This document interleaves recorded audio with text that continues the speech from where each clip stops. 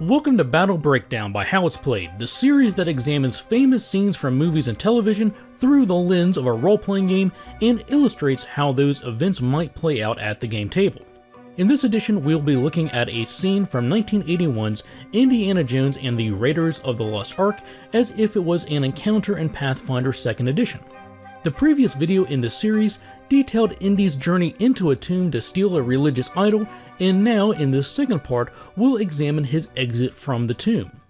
When we left off, Indy had just swiped a bag of sand for the idol and thought his thievery check had been successful. But just as he begins to celebrate, the pedestal retracts and the tomb begins to collapse.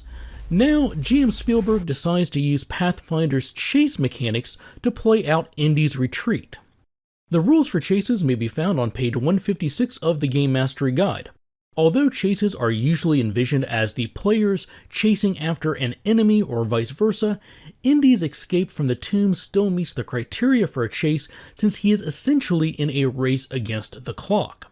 When running a chase scene, you ignore the usual restrictions for movement and turns from encounter mode and instead break up the length of the scene into separate, distinct obstacles. GM Spielberg decides this chase will include 4 obstacles, and Indy has 4 rounds to pass the final obstacle before having the ceiling collapse in on him.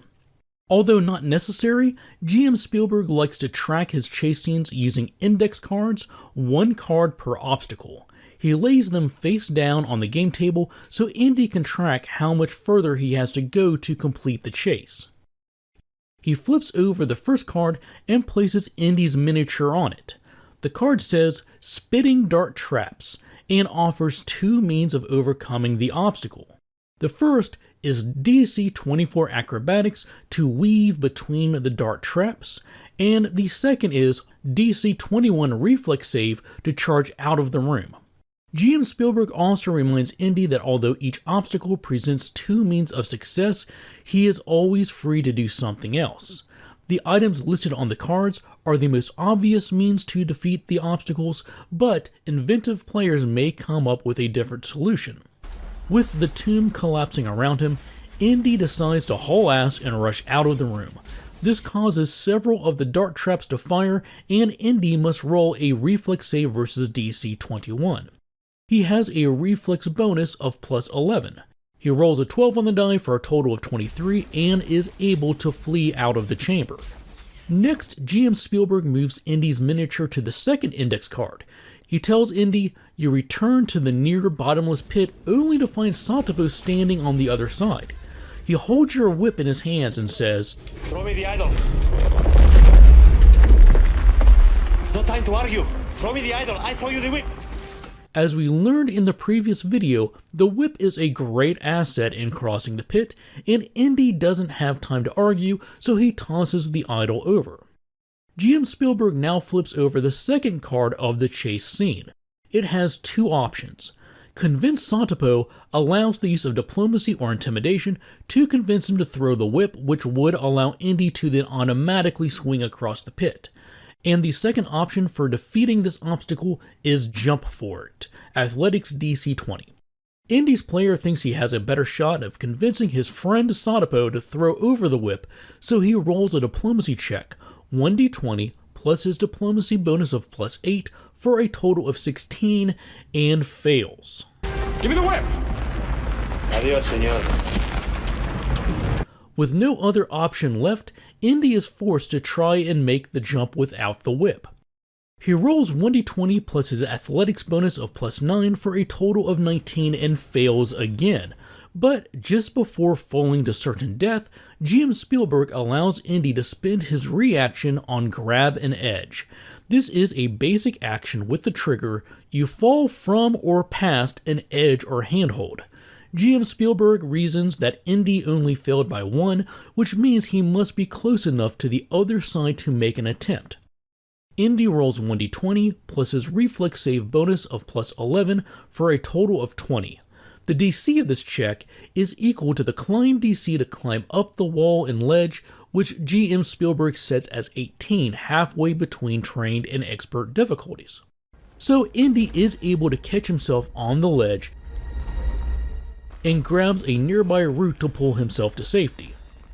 This is all good news, but Indy knows the chase involves 4 obstacles and he only has 4 rounds to complete them all before the ceiling caves in.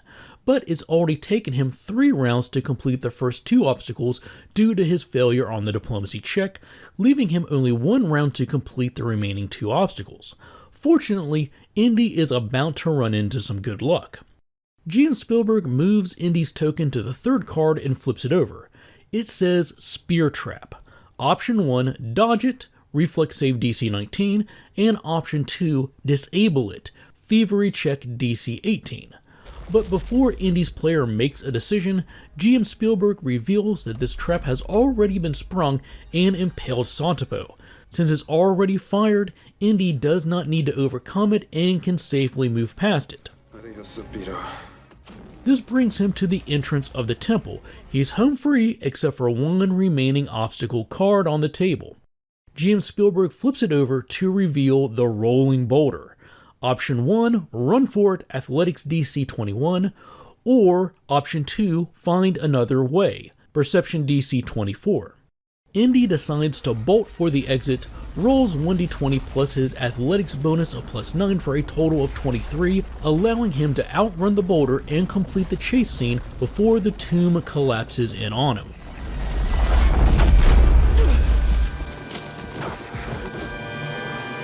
So that's it for this video, a quick look at how GM Spielberg used the chase mechanics to navigate Indy's escape from the tomb. If you haven't already seen my battle breakdown for Indy's journey into the tomb, make sure you check that out, it is linked in the description. I'll also leave links to my other battle breakdowns for Fellowship of the Ring and the Karate Kid as well.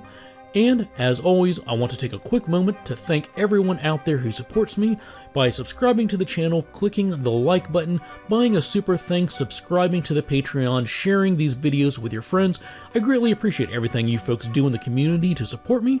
And with that, thanks for watching, take care, and happy gaming.